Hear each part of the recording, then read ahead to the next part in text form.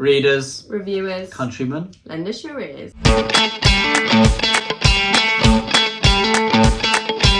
Welcome to the Brothers Gwyn channel, where today myself, Ed, my lovely lady Sadie, and our dog Dottie are going to talk to you about what books we read in the month of January. Sorry it's a late wrap up. We're busy. We are busy. We're very busy. We have a baby. We do. We seem in case to you didn't know, we had a baby. Blame her for most things. Yeah, bless her. She gets a lot of stick.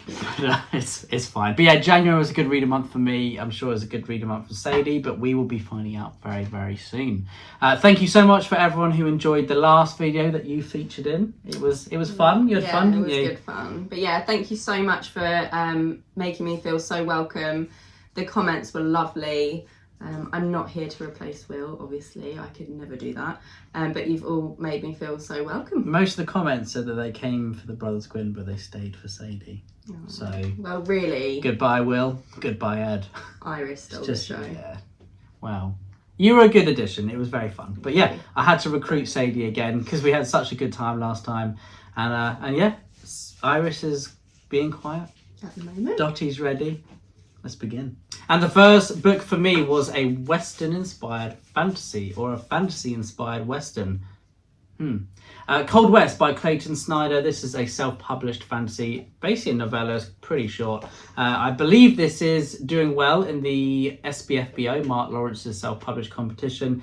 And yeah, I mean, if you guys know me, you know that I love Westerns. Last time we basically looked like extras on Yellowstone, didn't we? So yeah, I love Westerns. I love Western books. I love Western films. Check out my video that I recorded recently about my favourite Western books and ones that I want to read. But yeah, Cold West, it was a bit of a breath of fresh air because I haven't really read many fantasy-inspired Westerns or Western-inspired fantasies. I always get mixed up between those. But apart from Red Country, really, by Joe Abercrombie. So yeah, this was cool. I think the first 60 pages, I was a bit annoyed at this book, to be honest, because it was word for word, verbatim, Unforgiven with Clint Eastwood. And it felt just a little bit too on the nose. Even the dialogue was, some bits were exactly the same. After those 60 pages were up, I started to enjoy it a lot more. Clayton Snyder has a good writing voice. The world was incredibly bleak, incredibly dark. I probably wouldn't want to read a whole trilogy in this world back to back. I'd probably need some palate cleansers in between, like Kings of the Wild or something like that. Something that's going to make you laugh, because I don't think you'll laugh once in this book. But it was written very, very well. And, you know, for a grimdark fantasy, I think it definitely held its own. So I'll probably check out some more Clayton Snyder in the future. I'm doing what William does, and I'm doing this. Good job I don't smack you in the face.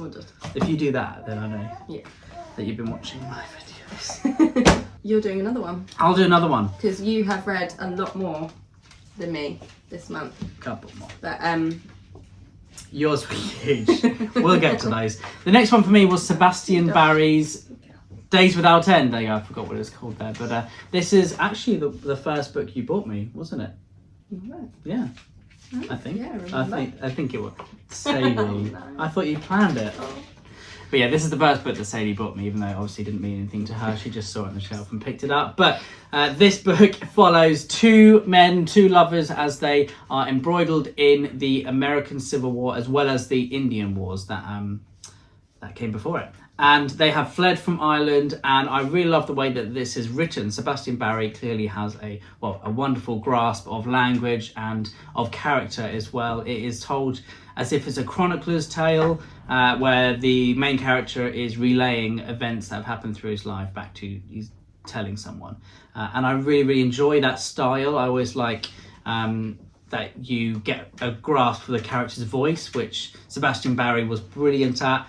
I love reading books set in the 19th century. I gave this book 4 stars on Goodreads because even though I love the writing style and I love the setting and the period, there were some things that the characters did that really, really upset me. And it felt like it was kind of breezed over. It felt like it didn't really have, the characters didn't really have any connection to their actions, which definitely took away from the story for me. I do like what happened in the latter half of the book, where these two soldiers rescue a Native American girl, and then she has she's living her life with them. So I like that aspect of the book, and I think book 2 is following her perspective rather than the character from this book. So I'll definitely go and check out book 2. Sebastian Barry, as I said, has such a way with words. It was poetic at times. It was beautiful. It was very bleak and harrowing, but it's definitely worth the read. So the first book I read this year What in January a start to the year. is Malice by Mr. John Gwynne. Grandy Gwynne. I'm sure everyone who watches these videos knows about Malice, has read Malice, and is probably a huge fan of Malice. So I don't feel like I need to explain what really goes on in the book.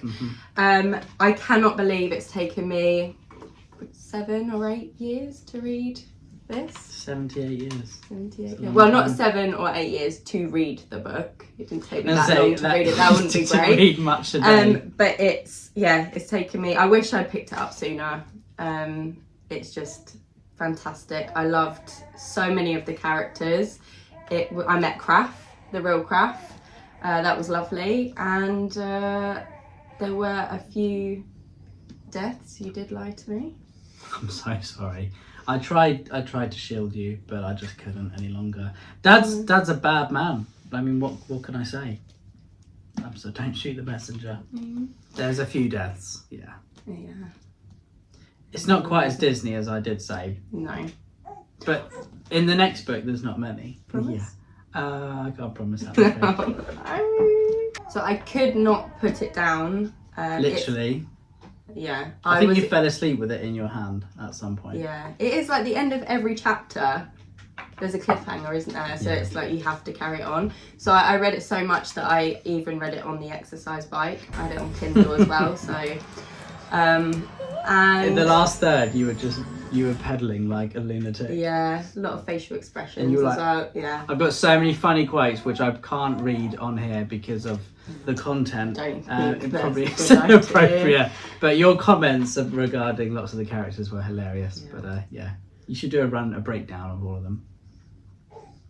Also, I didn't feel like, I thought I was going to feel like I was revising for a test, like I said last time, but I was just so immersed in it that I didn't feel like that. Although Ed was watching over my shoulder and saying, "You got that bit." I was just checking to see that whatever I said wasn't going to be a spoiler.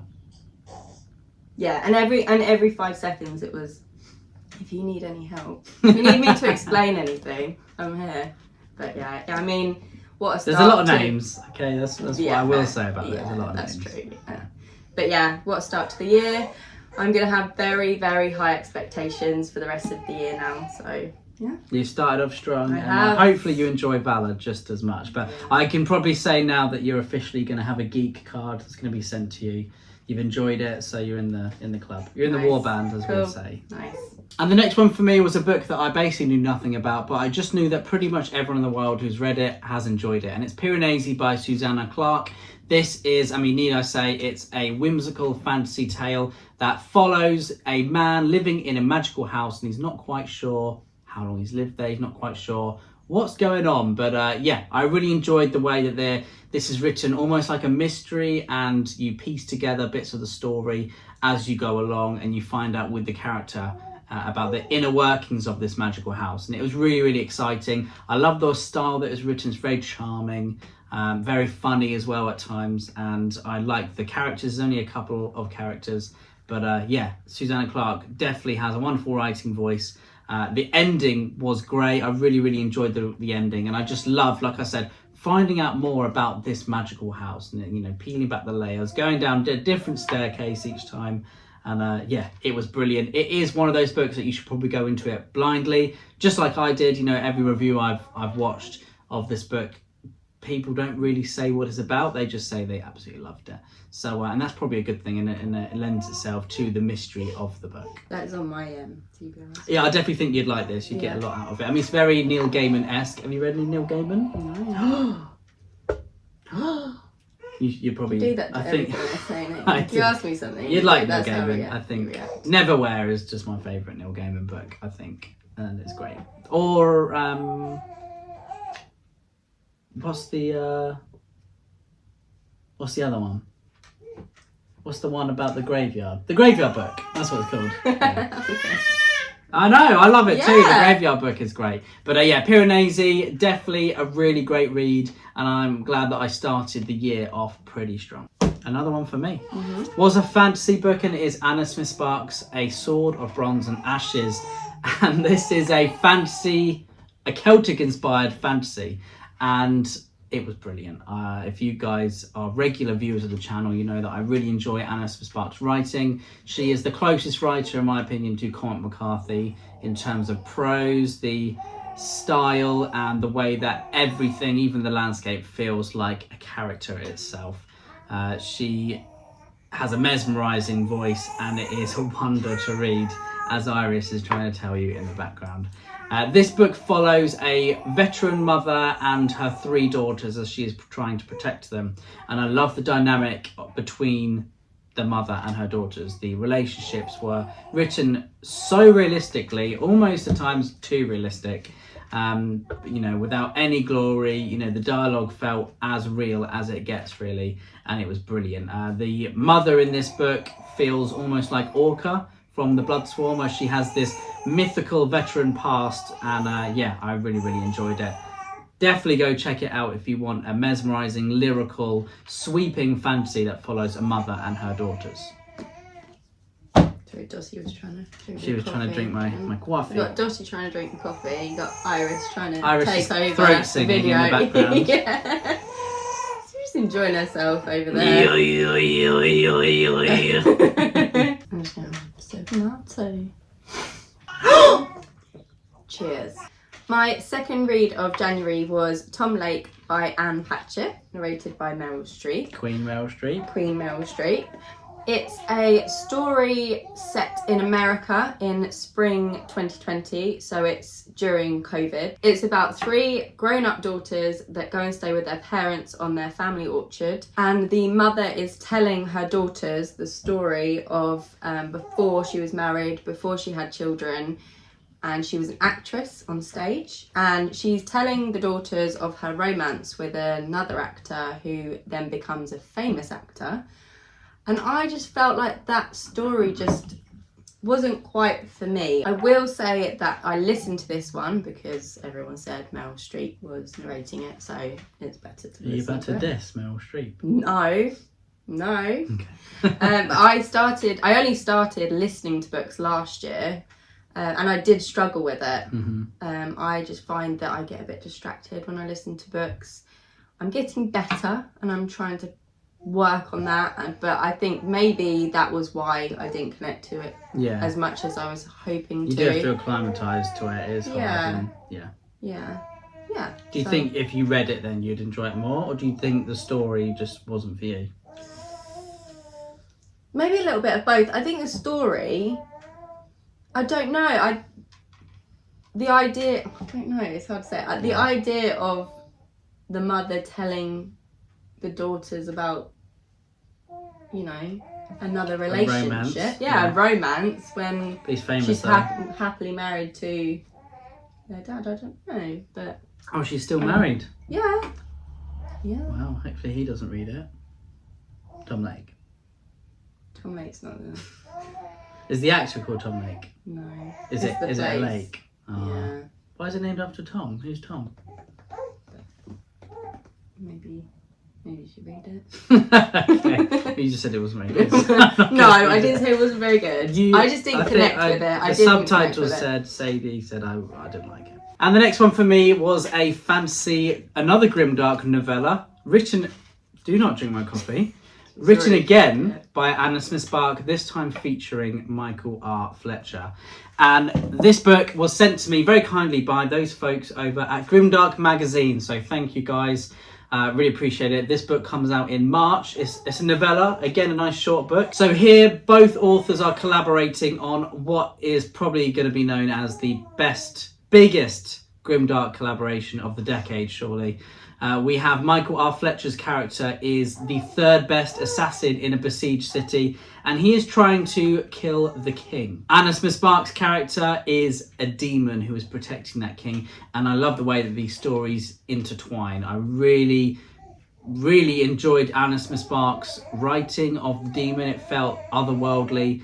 It felt harrowing and absolutely terrifying most of the time. Michael R. Fletcher brings to the table a quippy, that classic grimdark tone where it's a little bit tongue-in-cheek, but the world that they have created together is incredibly brutal.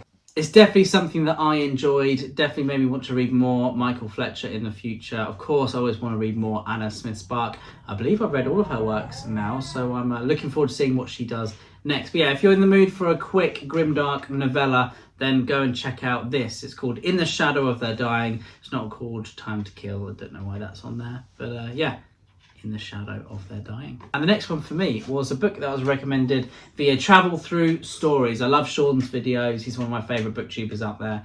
And yeah, the Delore Ab by Missouri Williams was sold to me really via those videos as a weird and unforgettable, quirky literary fiction set in a post-apocalyptic world. There's been a disaster. There's been a disaster, and I was smiling. Oh, there's been a disaster. I've just tried to say cataclysm about 15 times, and it's not rolling off the tongue. So there was a disaster in this. Well, you don't see it in the novel, but there's a disaster in this world that Missouri Williams created, and this family, led by a woman called the matriarch, have survived this through incest. Not very pleasant. The characters to read about, not very pleasant either. The world, really unpleasant. The prose, really stunning. I absolutely loved the style in this. That's what I'm finding with these books lately, that I've definitely been choosing that. The style that they're written in is really, really appealing to me. And Missouri Williams has a way with words. She goes on these long, flowing paragraphs that ask more questions than give answers, and I really, really enjoy that, especially with with literature. And yeah, the Delore Ab was an intense read. I wouldn't say I enjoyed it for the plot. I definitely enjoyed it for the language that Missouri Williams and the picture that she paints with her words. And the themes that play out here. It is a story of, this family that have survived through horrible means, and they are all pretty disgusting beings. And it's really interesting seeing their relationships play out. It felt very much Cormac McCarthy at times, someone who is toying with the idea of mankind and what they are capable of. So it's worth a read if you want to read something basically as gross as Lapvona by Otessa Moshfegh. My third book of January was Ariadne by Jennifer Saint. I loved this. I read Circe last year, which introduced me to Ariadne. She was a young princess of Crete. So I thought I want to read more Greek mythology. So this was my next choice. And we're actually going to Crete soon, aren't we? We're going to Crete. You read this, so it was yeah, meant to be. I know. I might actually have to take it again and read it while we're there. I think I'll probably read it when we're there. Oh. Then Are there any Minotaurs there? Well, possibly. We're going to find out. I thought most of the story would be about the Minotaur and her meeting with Theseus. Actually, that was quite early on in the story, so it follows the rest of her life, really. It's got the point of view of her sister as well. You can really feel their relationship in it, and I really loved that. Mm. It does tug on your heartstrings, and you do feel the emotions. Well, I did anyway. Every time I looked at you, you were like this, basically. It's very sad. Mm. The sisters. It is sad. It's a sad story, but I admire how both women adapt to their lives in it. It's got a lot of emotion in it, and I would say even though it's Greek mythology, you can still kind of relate to how they feel about things. Mm-hmm. And do they have Snapchat? No, not that relatable. Who has Snapchat? Okay, fair enough. Not the Greek gods. Is she a god? No. Or is she a demigod? Well, she's a princess of Crete. Oh, sorry, she's a princess. She is a princess of Crete. But then her mother is... She's not a god, is she? What's she? I don't know. Oh, no. We'll blame that on baby brain. It's a real thing. It lasts a long time, I've been told. I've been officially been told off that in the comments. But yeah, baby brain is a thing, just so you guys know, and it lasts forever, eternity. Mm-hmm. It's infinite. So, good luck with that. Thank you. Good luck with it too. Thanks. And the way that Ariadne is trying to build up trust again after her own betrayal. And it also touches on postnatal depression, which I think is very important to raise awareness about. So it's not something you'd expect to read in a book like that, really, is it? It's not really something you think of when you think of Greek myths. So that's really good. So yeah, it was a 5-star read from me, and I'll definitely be reading it again, hopefully on a beach in Crete. Did you prefer that or Malice? Oh, no, I'm not going to. Silly question. I'm not going to make you answer that. Silly question. The next one for me, I'll talk about 2 Audible reads now. So the first one was The Cold Dish, the Longmire series, which is about an aging sheriff in Wyoming who is just being a sheriff, really. Walking, talking, just like a sheriff. Stuff that sheriffs do. I really enjoyed the way Longmire was written. He is a grizzled old veteran, and I really enjoyed reading his perspective and his outlook on pretty much everything. As I'm a fan of Yellowstone, I was a big fan of the setting as well, and I really enjoyed meeting all the different Native American characters that Longmire associates with, and seeing how just different everyone in the community were. And it did feel like you're watching like a really authentic and genuine, program about a sheriff, and all these different, this whole cast of characters you meet were so quirky, so fun at times. They all have their own backstories. So I thought it was written really, really well. It's about Longmire trying to find the murderer of a man who once raped a Native American girl. So there are some very important themes that play out throughout this book as well. And I just really enjoyed the cast of characters. Definitely, I'm not really a crime person, but the way that it felt so personal is probably one of the main reasons why I'll definitely continue the series. And my next Audible listen was a book by Michael Punk, and this is the book of The Revenant. So the book came before the film, the book came after the history. Now, did I like The Revenant? I loved the film. I wasn't keen on the book, to be honest. I think the film is beautiful, the acting is amazing, and the cinematography. Sorry, you ask me to watch that film all the time, don't you? Yeah, but you don't like it, because no one says anything, apparently. Why else don't you like it? Because it's very nice. It's a great film. Films don't have to be nice to be good. Okay. No, but I mean, he is crawling around a lot of the time. So I get it. Yeah. It just looks so nice. Very cold. Looks nice. Well, not the crawling. The landscape. Oh, okay. Yeah, The snow. Yeah, the snow looks nice. The snow. But yeah, so I mean, Michael Punk didn't quite paint it as beautifully as the cinematography would, which is kind of impossible, really, isn't it? But the history is way less satisfying, and Michael Punk stuck a bit too much, in my opinion, to the history. I'm usually the person who's saying, why, Bernard Cornwell, why did you change history? But, Conor Goodin, why have you made this up? But I really wish that Michael Punk made more up because, Hugh Glass is just pretty pissed off because someone nicked his gun rather than the film version where someone killed his son. That round. So it wasn't quite as satisfying, it wasn't quite as engaging. I still enjoy reading books in that setting, that frontier style of life as well. It was interesting from my perspective, but Michael Punk isn't one of my favourite authors. I've read 2 books by him now and kind of left hanging really with both volumes so far. So maybe in the future if he writes something else I'll try it again, and maybe 3rd time's the charm. But do you want to talk about your last read? My last that read. That was the size of 4 of my books. Yes, it was. This romantasy is pretty hefty. There's a saying of let sleeping dogs lie or let sleeping babies lie, but this baby, she doesn't sleep. Not Can you this answer? evening. Why do you not sleep? Not this evening. Why do you not sleep? She's actually not this loud usually, is she? No. I think it's because we're talking She's kicking and us. she's, Well, she wants to be she's on. missing out. She wants to to be be star of the show again, doesn't she? I don't blame you. Always the star. So my final read of January was A Court of Wings and Ruin. This is the... It's a good name, isn't it? Yeah, although I do forget them sometimes. Oh, it's the pink one. Yeah, you do know it's the pink one, don't you? Yeah, but when you think of the names, they are quite nice. Yeah, they are.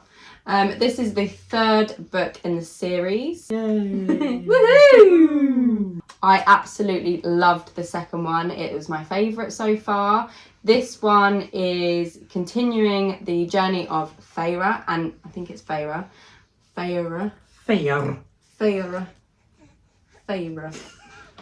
Just carry on. And I can on the listen to book, you. it says, Feyre will bring vengeance, and vengeance she did bring. Oh dear. That's all I'll say. Did it taste sweet? Don't tell me. No, I We'll wouldn't say see. so.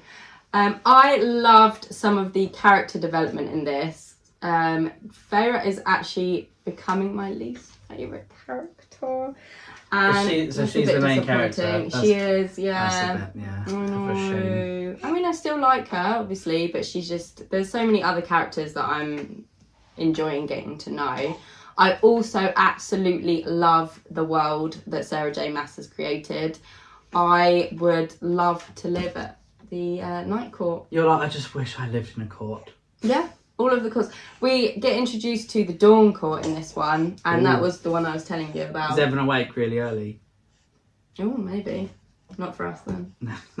Well, I would live at the midday court. yeah, the Night Court. Yeah. The Night Court is just amazing. I think we would have... Is there one called the afternoon court?